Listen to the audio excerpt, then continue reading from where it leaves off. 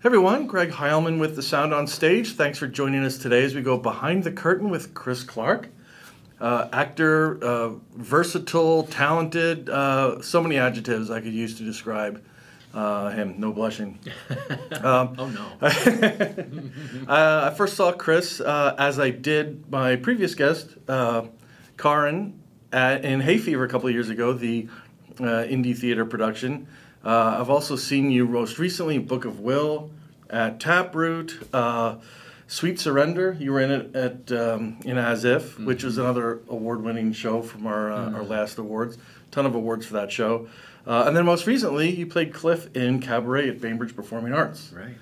Yeah. Not to mention a starring role in the Rachel Noll James film Ingress, which is currently on the festival circuit, which is something I definitely want to talk to you about. So first of all, welcome to the show. Thank you. So it's good to be able to take some time and chat with you. So you just wrapped Cabaret, and boy, what a great show! I thought. What was your experience with that? Is that the first time you've done Cabaret? Absolutely, yeah. It's the first time I did Cabaret. I loved it. It was an incredible experience. I loved it was one of those moments, and I'm talking to people about it who've seen it. Just yesterday I was talking with somebody about it. It's one of those rare moments when I think all of the right sort of ingredients just kind of happen to come together. And for me at least, I learned a tremendous amount about acting being involved in it, and just with all the incredible people that I got to be with. So yeah, it's one of those things where working with Talina, who was Sally, we were just, we would say to each other, we're so lucky because the chemistry between us and the way that we like to work, we were just so compatible with that. So we just got to play and kind of throw ourselves at these roles, and then with Jessica, our director, just letting us play, letting us figure things out, and then having this really fun style of saying, that was almost it, but now can you layer this in, and giving us challenges almost, and then having us, okay, how are we going to do this, and work through it. It was just a delight to work that way, and I learned a tremendous amount about acting, actually, in that process, and then just what works for me. And also being a part of a show that's so poignant and relevant for now. Has a lot of which is sad in a way. No way. Yeah, it is. It is sad. Yeah. Did you find it resonated for you in terms of the? Oh yeah, it's anything from kind of that othering that we talk about to just fear and sort of just yeah. I mean, it seems that the I wouldn't say we're there at this point, but you can definitely see the seeds of that in what's happening in our society now, where you're afraid to have a different opinion or have a different belief than somebody else for fear of either retribution or something like that. And it's that's right. And I would even say that, like, for me, I have often thought, in the wake of doing a show like Cabaret, how brave people who find themselves in whatever moment are sort of in the class of folks who are being targeted and othered, etc. Like, how brave it is to stand up in the opposition to that. People look at me, and I fit all the at least outwardly, all of the cultural norms, and I'm white, I'm cis male, I present a certain way, and so it's easy for me. I never have to worry about any of that stuff. So people who do have to use their voice and stand up, you realize, like, there's a level of heroism, probably exhausting heroism, that it takes, for sure. Yeah. One thing I worry about is I go to these shows and I think, boy, this is such an important show. It has a message that everybody needs to hear. My concern sometimes is that it's just preaching to the choir. That the people that are going to the shows, the people that have already kind of expanded their minds one side of the aisle, we'll call them woke, I suppose, Mm-hmm, but people that already have more of an open mind are the ones that are going to the shows, and they're the ones hearing the messages. So I think the challenge is sort of how do you get that message out to the people who really need to hear it, that it can, you know, have them have a light bulb moment. Yeah, I don't know the answer to that. I think that's like the big question that we're wrestling with generally is, you know, how do you cross the divide? I will say that for me, being in this show, there was a moment when, spoilers, for those who haven't seen it, there's a moment when Max, who was playing Ernst, it's revealed that he's a member of the Nazi party. He's got his Nazi insignia on. And it was, I don't know, a few nights into the run when I was standing there looking at this, and initially I'd played it like I was, it was like, oh, I see it, and I'm instantly upset. And that was sort of the reaction that seeing that insignia caused for me. It was like this red armband that just, kind of blazed in my vision. I'm like, oh, God, this is awful. But what it started to become was sad. Like it started to hit me like, oh no. And then just realizing, we have the benefit of like looking back, right? Mm-hmm. So it started to occur to me just what that really meant, what that sign on his arm really translated into, what people, and in that scene, you've got all these people who are part of this beautiful fantasy world that Cliff, the character, is inhabiting, who are all really good people, but they all kind of lock and march in step behind this symbol. And to have the disconnect in your mind between these wonderful humans who are marching along in pursuit of ultimately this horrific outcome it's just so deeply, it's made me so deeply sad on stage, right? So yeah, and I personally, like in my life, as I see people who support these sorts of forces and powers that are sort of welling up in our society and threatening democracy, it's there's a huge component of it that's grief. I don't know how we cross that divide other than just sharing our hearts. You know? I don't know how we do it. Yeah, I mean, I think it comes down a lot the treat people like you would want to be treated, and hope for the best. Hopefully that love wins out. I think that's the goal. But I mean, speaking of Cabaret, we talked to Cara and Terry last week. She's going to be starring in Cabaret from Harlequin Productions. Opens next week, I believe. Soon. Check our interview to find out the opening date. One thing I want to tell you, you mentioned some of the great people you work with. Now, you were in Book of Will earlier this year, and one of the actors in there, Reginald Andre Jackson, who I just saw in Clyde's last night at Arts West. Okay, cool. One of the most entertaining actors, I think, in Seattle. What was it like to work with him? Oh, man. I learned so much. First of all, it was great. It was awesome. Reggie's just a superb human being. Such a generous actor. Which I did, when people say that, I haven't really fully understood it till I worked with him. There's a moment in Book of Will where, we were working through something, and I did something on stage, and I reached out to shake his hand. And he looked at me, our characters were kind of at odds, and he looked at me like, are you kidding me? I'm going to shake your hand. And this was, I think, during like one of our final rehearsals. It was one of these things I just kind of threw at him. But that's what he would do, is he would take things that you would do, and he would just seamlessly integrate them into the story that you're telling together. And he's very smart. So later on in the I think it was like the next rehearsal, he came up to me and he said, "If you try to shake my hand again, I know what I'm going to do." And I was like, "Oh, okay, can't wait." So I went to shake his hand, and he didn't take it. But then at the very end of the show, when everything is wrapped, spoilers. When everything is wrapped, I just wanted to give him a minute to pause. And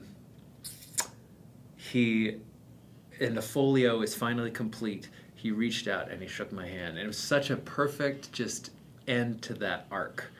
It's not the script, but he just picked his moment to say, now I offer to you. And every night, as soon as he would extend that hand, I would just be like, oh my gosh, it's happening. You know, it would just, so it's just, he's such a great artist to work with and just a wonderful guy. Yeah, that's brilliant. The brilliant thing about live theater is, though, that, I mean, you can do things like that, and I think what keeps it so fresh, why no version of a show was ever the same, because there are different people putting it together, different people acting it, so each person brings their own unique abilities and thoughts and perspective to each role. So. Right. Well, I saw they did Book of Will at Bainbridge yeah. BPA, and I went and I saw it, and it was exactly that. I'm watching these characters and I'm going, wow, it's so different from how we had done ours, but it's you appreciate things and you see different sides of the story and you see things that you didn't see before and you go, wow, that's really cool. Like. Yeah. Yeah. And I think it may have been that one or another show that I've seen multiples of this year that I remember commenting in my review that it's nice to, because I used to think, oh, I don't want to see the same show, multiple times, but you do start to appreciate those little things, because I think the way I put it, you don't have to worry about that pesky plot, because you know the plot. So, but it's how they tell the story and what they bring to it that makes each one different, which is really nice to see when you see different versions of the same show across theaters. Which is one of the fun things with Cabaret, working with Talina, is, it was not the same show twice.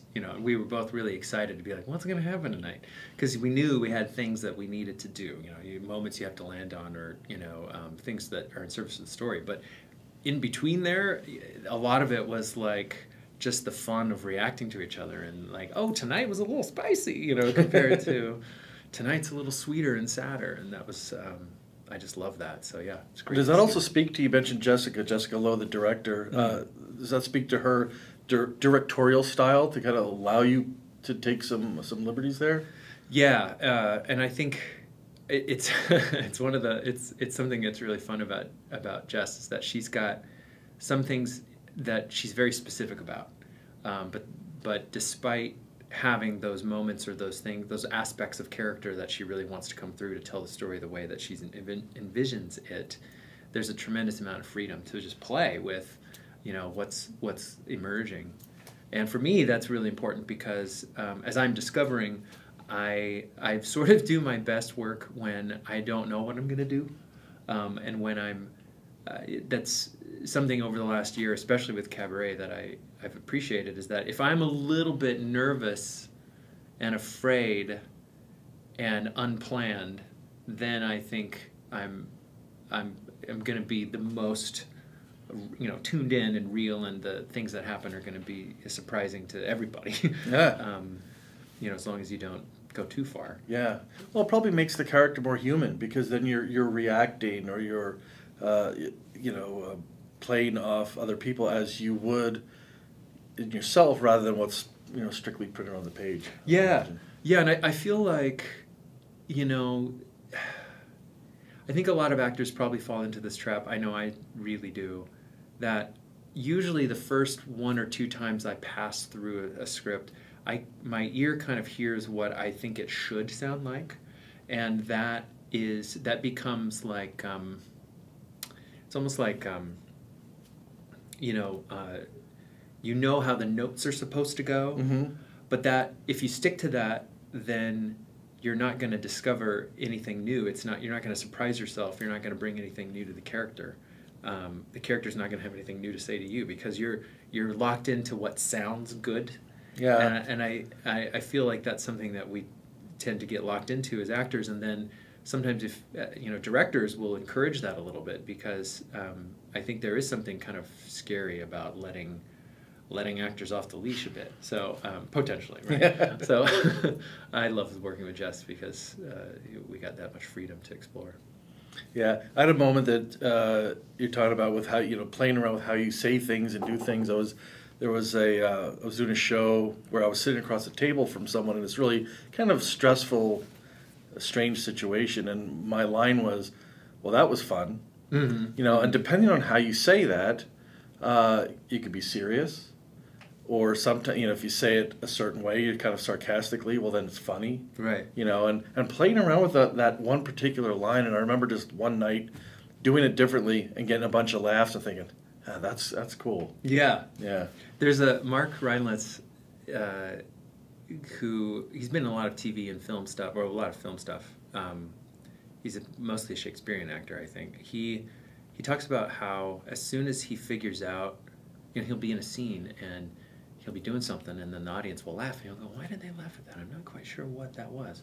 And then the next night, the same thing will happen, and then the third night, he'll have figured it out, and he'll be like, "Oh, I know why they're laughing," and he'll do it, and nobody will laugh because it's like it's no longer spontaneous. Yeah. And I think that's another point, is that like I think acting is fascinating because depending on who you talk to, they have so many different ways of approaching it. There are some folks who really just they want to craft they craft a performance where it's like it's the same thing every night, and they've got those beats mapped out, and they've got that, like, this is how I'm going to do this.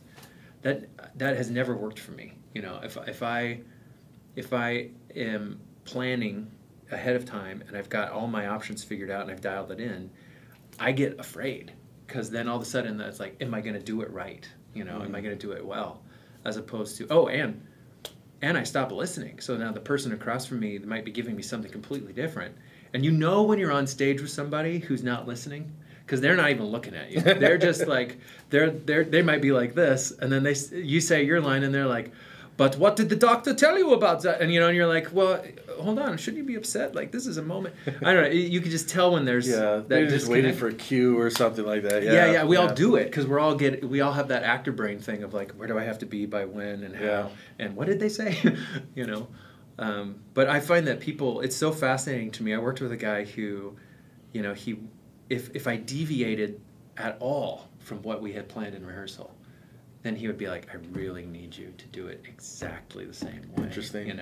And I was like, man, I know. And he got a review that was like, just what a wonderful performance by so-and-so. I know that it works for people to do it that way. It's not how I roll. Yeah. I'm impetuous and impulsive. So I should probably give a disclaimer to people who work with me beforehand. Well, I'm sure they figure it out. Yeah. Well, here's a kind of a off the wall, unrelated question. So you're talking about this weird the brain work. So you're talking about the actor's mind and being in particular places. So I always have these dreams where I'm completely unprepared for it's always opening night. And I have on stage. On stage. Okay. Do other actors have those? I mean, I wouldn't consider myself an actor. I have acted, but I mean, do you guys have those fears? Yeah, I think lots of people, even people who've never been on stage, probably have that dream. So I think it's pretty common. I definitely do. Or I have the version where I haven't shown up to my math class all semester and all of a sudden I have to take the final. It's like kind of the same deal. Yeah. But I definitely have those dreams where I show up and I'm like, I don't know what the words are and I have no idea. I just had one like a month ago.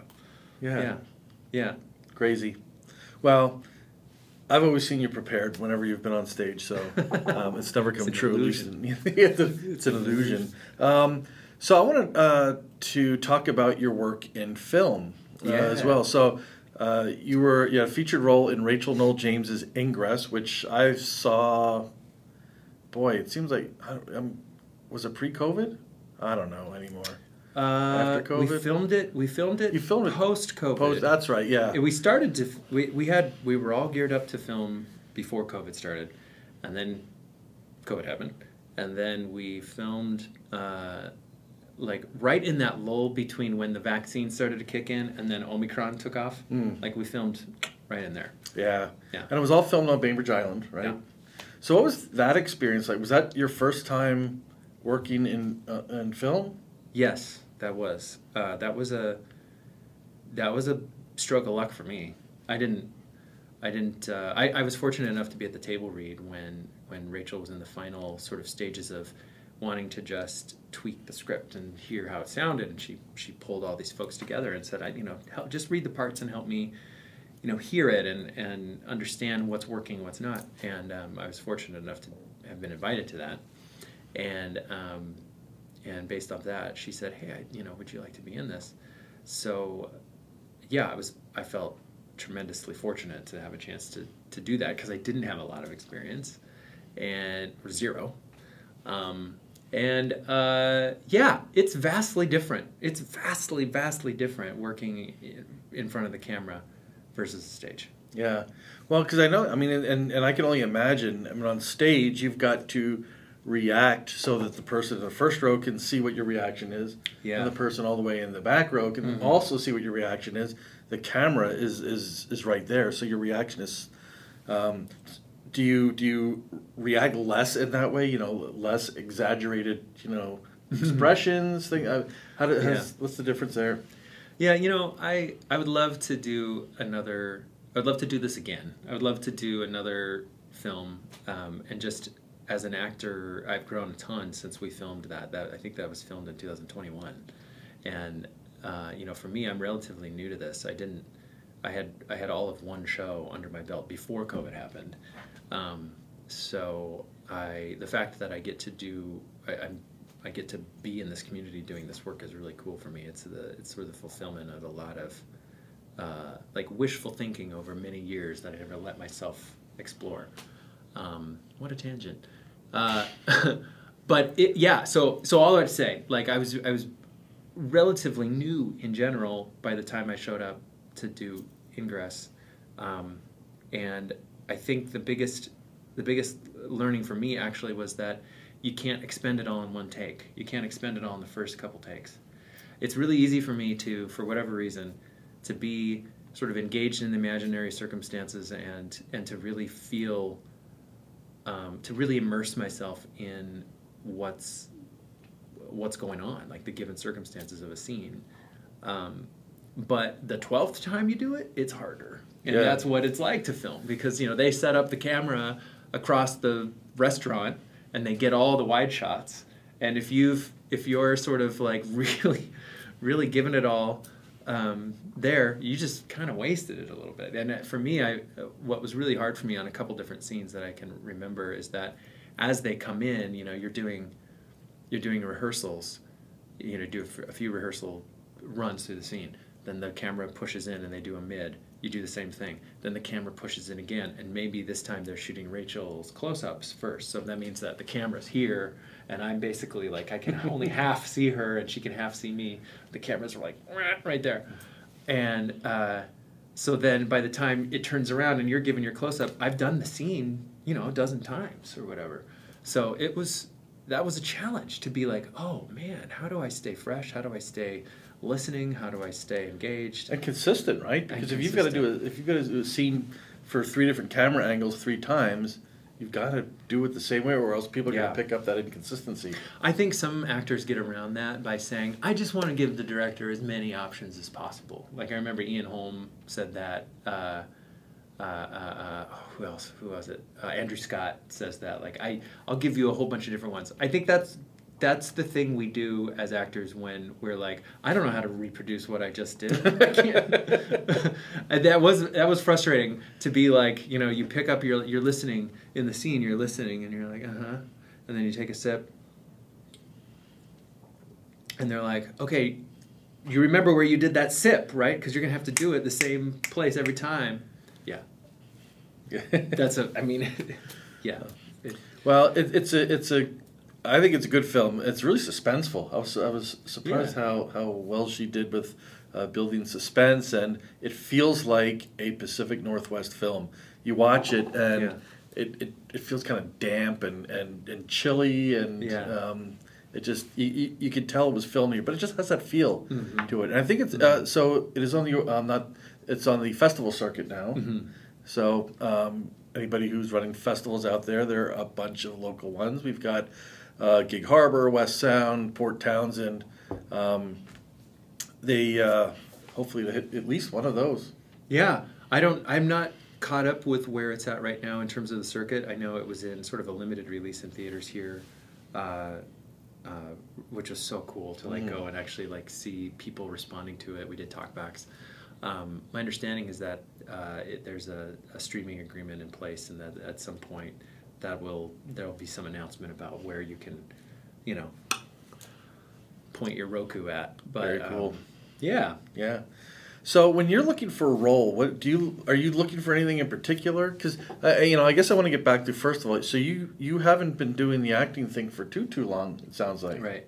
I guess let's go back to that. How did you get started in that? It sounds like it's something you wanted to do for a long time. Yeah. And then did you just decide to just jump in, or it happened kind of organically?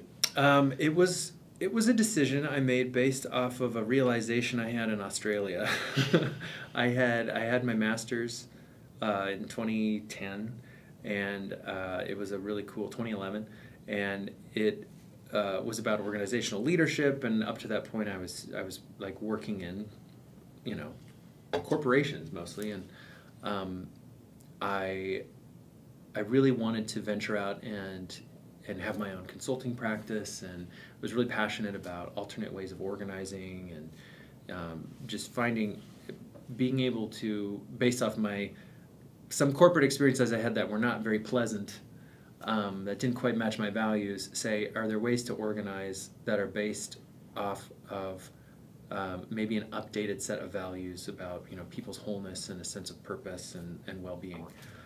So I really got into that, and I was doing some really great work, traveling around the world. I was just like in this amazing sort of phase of my career. But as I remember being on the beach in Australia, like between gigs, or while I was doing a gig actually, and just feeling like, man, there's something in me that's not fulfilled, that's not been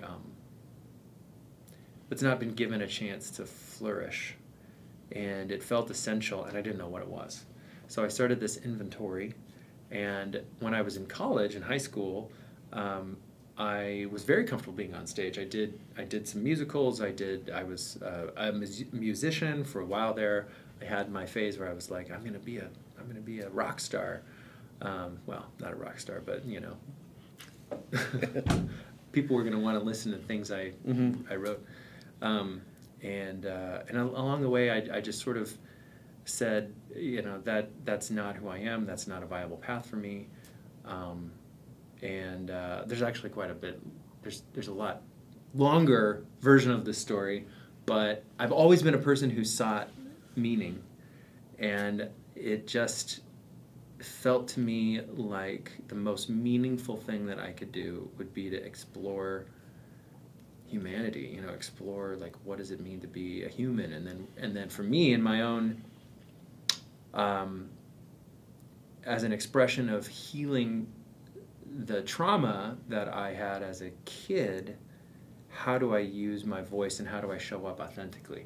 We talked earlier in this interview about like how I present as a white cis man is, that's one aspect of who I am that I have reinforced over and over and over and over again.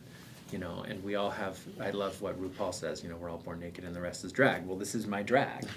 And I was really interested to be like, who am I? I think that there's a quote by Walt Whitman that I like that's, do I contradict myself? Very well, I contradict myself. I contain multitudes, right? And I've always resonated with that. But in terms of how I show up and what I inhabit and what I allow myself to experience and express, it's always been through a very narrow angle. And I think actors are fortunate in that we've chosen this medium where we get to explore the human condition and get to explore the different parts of us that might be in there that don't necessarily get to come out, which is, I'm sure you've heard that a million times. But for me, it's very relevant.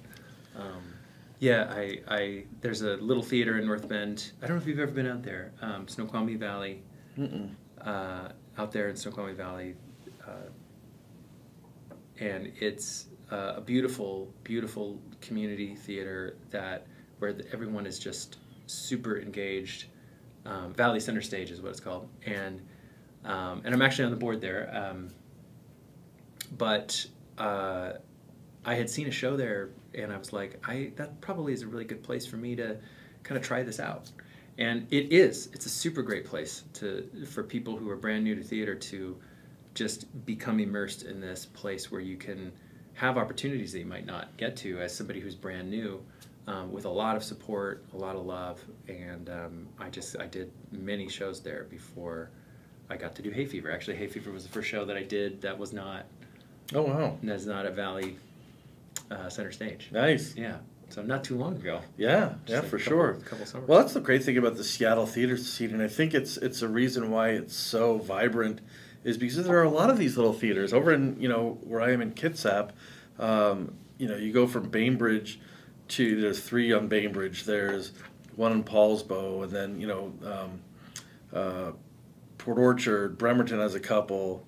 And then so right there, you're almost close to 10 little theaters. Yeah. You go up the peninsula further. You go to Tacoma. Then and on the Seattle side here, it's amazing how many troupes and theaters that there are. Mm-hmm. And it's my experience has been they're all very welcoming. I mean, it's just a community that it's a community of misfits. Really, it's the place where people can't fit in somewhere else, fit in theater because we're all kind of in this together. Yeah. Well, I like that. I think that's right. And I would say it's not necessarily that like, because the way you put it, it's like, well, we don't belong anywhere else. So this is the last place. This is the last place that will take us. We have nowhere else we can go. Which might be true. But that's another thing actually that for me, as you can imagine, it's a very different community and tribe when you're out there working in corporate environments like I was, versus where can I be with people who will understand me, have the similar values, and want to kind of play the same game. Yeah. Yeah, theaters, we're so fortunate that we have so much opportunity. Absolutely. So the question, before we got into the history of Chris, as it were, I was going to ask you what you look for in a role. Is there anything particular you're looking for to challenge yourself? Are there certain roles that you like better than others? Is there a dream role that you think, man, I would just love to play this one? Yeah, I think that is such a great question for me right now, because I'm learning a lot about how to answer that, and I think it's a bit paradoxical, because I just finished saying that one of the reasons I wanted to do theater was to explore, right? So there's definitely this element of who am I, what's in there, how do I reflect that? But I'm also learning that there's a certain quality of like inescapably myself that I have to bring to every role that I do. And so I'm interested in roles that are going to teach me something, about me. And like, what do I have in me, and what do I want to bring out, or even that sounds more like I have more control over it than I really do. It's more like if I just really immerse myself in this. So I'm gonna right now we just started rehearsals for Sister Act at Taproot, and I'm playing a gangster. And we just had our little conversation where we were talking about like who are these people, these people who are in this like little underworld, and to me, like my gangster is somebody who sees himself as a vital part of the community. He's like I'm fulfilling something that's important here. Like we got to move these refrigerators. We got to sell these TVs. We got to do this. We got to work this club, and we got to we got to do what our boss wants, because our boss is a good guy. He takes care of me, and I don't see it, from my character's perspective, I don't see it as right and wrong, even though like there's guns and there's chases and there's like, waster and all that. So it's a kind of a funny show, right? It's a comedy. It's a small role, but for me, like I'm learning that it's possible for somebody to be sort of morally agnostic and actually a good guy, while trying to do some really terrible things, from his perspective. Yeah. Maybe not from ours, but yeah. So, and Sister Act opens middle of July. Yeah, the 12th. 12th, yeah, really soon. And it's a show I've never seen, but it's Alan Menken and Glenn Slater. Music and lyrics, and it actually obviously based on the movie, I believe, right? Yeah, yeah. And then I'm trying to remember if the show itself won any Tony Awards on Broadway. I believe it did. I'll have to look that up. But I do want to, as we get closer to that, talk to you a little bit more about Sister Act, and maybe arrange something to have you and a couple of your castmates on. Oh, that'd be super fun as well. Yeah. Yeah. So so much I could talk to you about, but we're just about out of time here. So we'll have to make sure we do this again real soon. We'll get you and Karen on and talk about your dueling cabarets and yeah. Oh man, I'm so looking forward to seeing that, and also like terrified of seeing it too. Well, that'll be the third cabaret I've seen this season. Oh wow! 'Cause Tacoma Musical Playhouse opened their season. We actually opened our award ceremony back in September with Vilkeman from the Tacoma Musical Playhouse cast, and then that and the Bainbridge one, and then the Harlequin one coming up. That's a great idea. But it's one of those shows that you think, again, it's the perfect show for the time we're in, and it's sad to say, but it really is, and hopefully it comes as sort of a warning sign. People can see some of the things there. I think theater. This is my pet theory at the moment, but I think theater is really relevant for the times we're in, as we move more and more into this artificial intelligence era. I'm really wondering if at some point we'll be so saturated with what the computer thinks that human error will become that much more fascinating. Yeah. I'm hopeful. Yeah. There's I think a line in the movie Tron Legacy of all things, where he's talking about the character Kevin Flynn, Jeff Bridges, is talking about seeking perfection, and there's nothing more imperfect than humans. And the fact that that's a beautiful thing. It's interesting. Yeah. I look at AI stuff and I'm like, it's not interesting because it's missing all of the stuff that makes art wonderful. It's the perspective, it's the point of view, and it's the wrestling. I don't think the AI is going to wrestle. No. I mean, maybe they will, but yeah, well, they'll physically wrestle when they take over the world. Yeah, that's another conversation for another day. Well, Chris Clark, thank you so much for taking the time. So glad to be able to talk to you here for a few minutes, and definitely have to do it again, especially as we get close to Sister Act here. Yeah, I'd love to get my fellow goons and maybe some nuns involved. Oh, that would be fantastic.